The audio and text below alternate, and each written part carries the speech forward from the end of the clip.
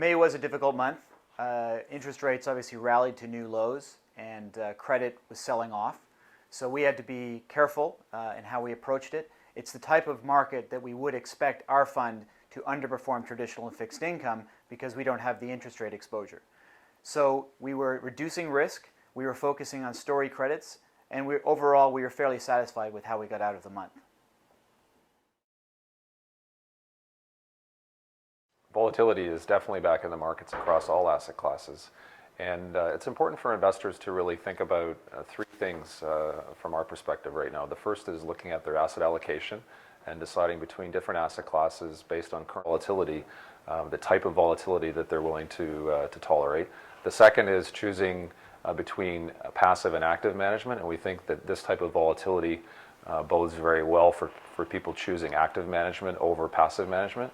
And third is within the asset class and the underlying strategy, looking at strategies that have less inherent volatility and really low volatility strategies in particular in fixed income right now.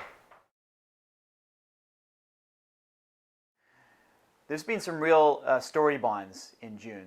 There's been some high-profile new issuance, some large deals that have performed very well.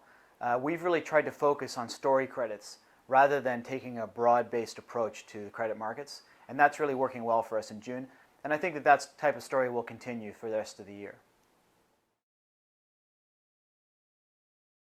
Well, we think the European situation continues to drag out. We think that continues throughout the summer, probably likely into the fall, and then potentially into 2013.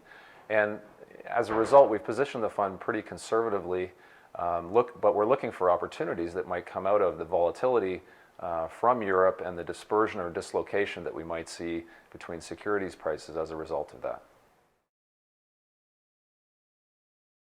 The bank downgrade by Moody's was actually priced into the market. It had been anticipated for a number of weeks. What people were really concerned about was whether there would be any surprises, like multi-notch downgrades or unexpected downgrades.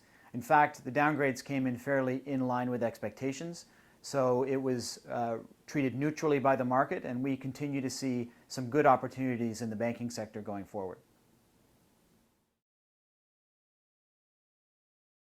It's absolutely the right time to think about diversifying away from traditional products in fixed income like long-only bond funds or GICs that have inherent principal risk due to interest rate rises and a lot more volatility than we've seen historically due to low yields.